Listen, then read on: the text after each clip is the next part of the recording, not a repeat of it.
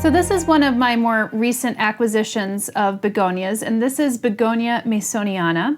And it's originally from China and Malaysia, so that kind of Asian area. And you could see one of the things that I really love about it is these bullate leaves, which just means that it has these like kind of blistered look. So it's very tactile. It almost feels a little bit like braille. And it has these little hairs off the edges of it and this really nice blood red kind of coloration on the interior of the leaf and just a nice kind of frog skin green. So this is one of the ones that I got from Steve's Leaves. He has a really lovely collection of begonias, and I don't often get begonias, but some of the ones that I do bring in I actually quite like once I get them. And this one now I have growing in my kitchen area, so I swapped this out for another plant. I had like a leadboria kind of growing there, and I swapped that one out for this one just to give it a little bit more of a fuller look.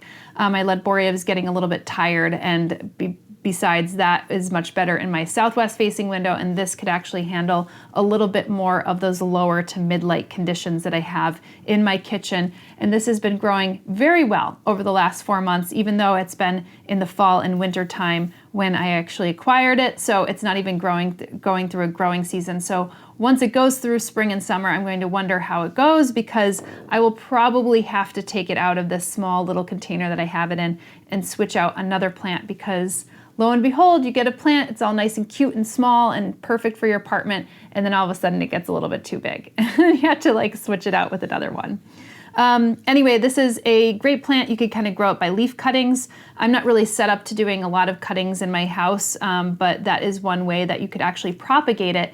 And if you want a little bit more of a closer look of begonia propagation, I have 2 videos out, one with Steve's Leaves and one with Terrascapes out in Singapore. So you could actually tune into that. They're both very, very instructive, very good videos on begonia propagation. And there's several different ways that you could do it. So there's a lot of right ways and not necessarily a lot of wrong ways. So we'll showcase that, and you can look for it on my channel at Plant One On Me. Otherwise, during the spring and summer season, you're going to want to do maybe a really well-balanced fertilizer on a bi-weekly basis. If you're going the synthetic route, then you'll probably find something that's like a 10-10-10 or a 20-20-20, and then you could reduce it by half. So it's like a ½ teaspoon per gallon. You're going to go with a more ¼ teaspoon per gallon. And if you're going the more organic route, then like a 1-1-1 is going to be perfectly all right. And if you're giving it such a smaller bit of fertilizer, like a 1-1-1 NPK value, then you might want to do it on a weekly basis if you see that's kind of growing a lot and you're giving it some optimal light conditions. But otherwise, you could see how beautiful this plant really is. If I get a little bit closer, you could see just the texture of that leaf right there. And you could see the stems also have this like kind of fibrosum. If you're familiar with philodendron fibrosum, it kind of reminds me of those stems a little bit.